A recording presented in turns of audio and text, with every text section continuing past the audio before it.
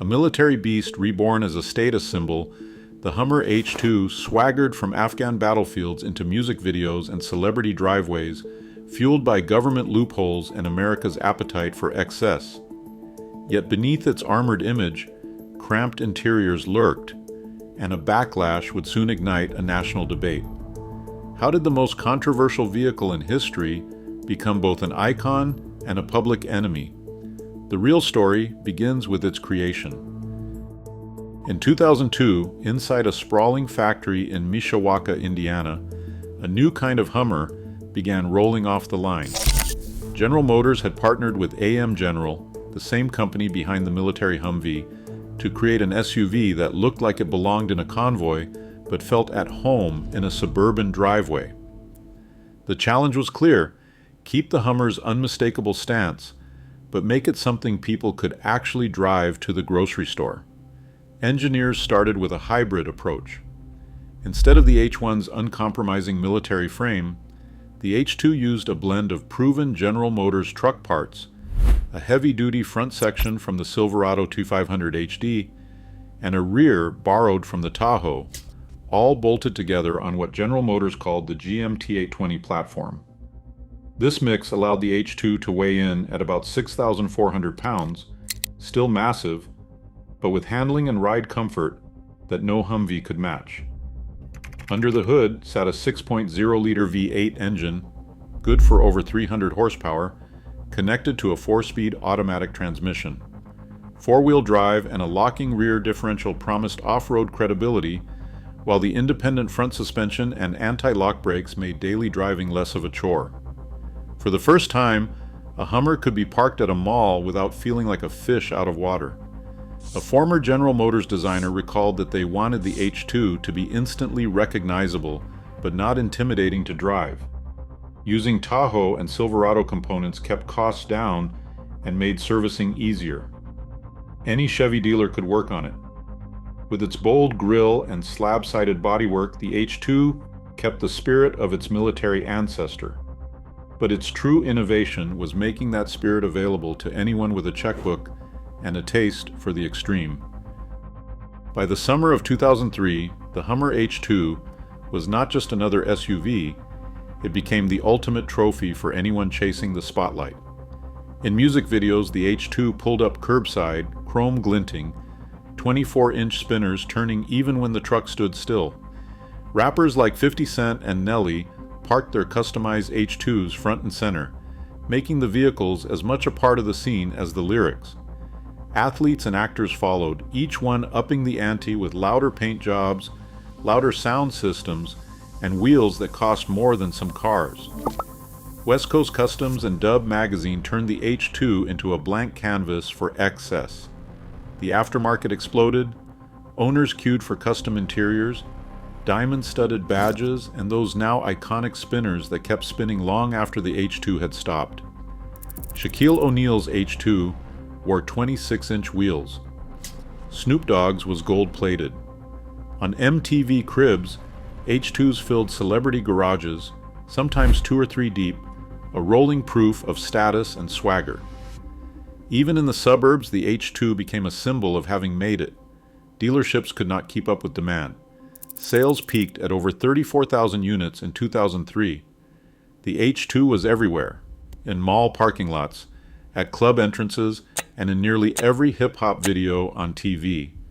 For a brief, glitzy moment, nothing said you had arrived quite like the sight of those spinning chrome wheels, reflecting paparazzi bulbs, and the fever of the early 2000s consumer culture.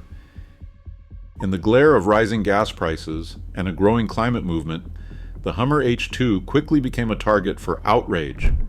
By late 2003, headlines reported scenes of charred SUVs and shattered showroom windows across the country. The Earth Liberation Front, a loose network of activists, claimed responsibility for a series of arson attacks and vandalism at Hummer dealerships from California to Indiana. In West Covina, 8 new H2s went up in flames overnight, causing more than $2 million in damage. Spray-painted messages left behind accused the brand of ecological destruction, while activists in interviews called the H2 a rolling middle finger to the planet. As the backlash intensified, mainstream news outlets picked up the story, framing the H2 as the embodiment of environmental defiance.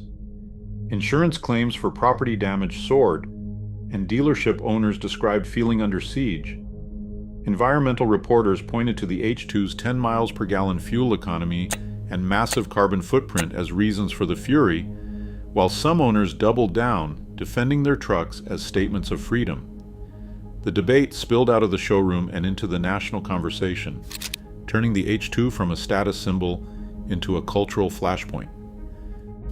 Test drivers took the H2 into the wild, expecting military-grade confidence.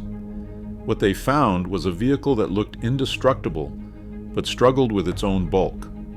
At nearly 6,400 pounds and almost 7 feet wide, the H2's sheer size became its biggest obstacle. On paper, the truck boasted high ground clearance and a locking rear differential, features that should have made it king of the trail. In practice, the H2 often sank into soft sand or bogged down in mud, where lighter Jeeps and Toyotas breezed through. Its width kept it from squeezing down most American forest trails, leaving owners to circle back to the nearest parking lot. Inside, the surprises kept coming. Despite the H2's imposing exterior, the cabin felt unexpectedly tight. A massive transmission tunnel ran down the center, eating into legroom. The full-size spare tire stashed in the cargo area claimed most of the usable space in back. Drivers joked that the H2 was a reverse TARDIS, huge outside but small inside. Tiny windows and thick pillars created blind spots big enough to hide a compact car. Critics wondered how a truck this large could feel so claustrophobic. For all its bravado, the H2's comfort and capability rarely lived up to its image.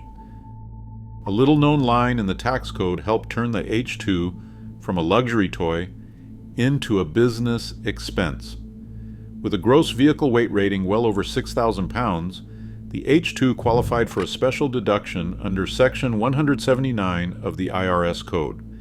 That meant any business owner, from dentists to real estate agents, could write off the entire cost of their $55,000 H2 in a single year, as long as it was used mostly for work.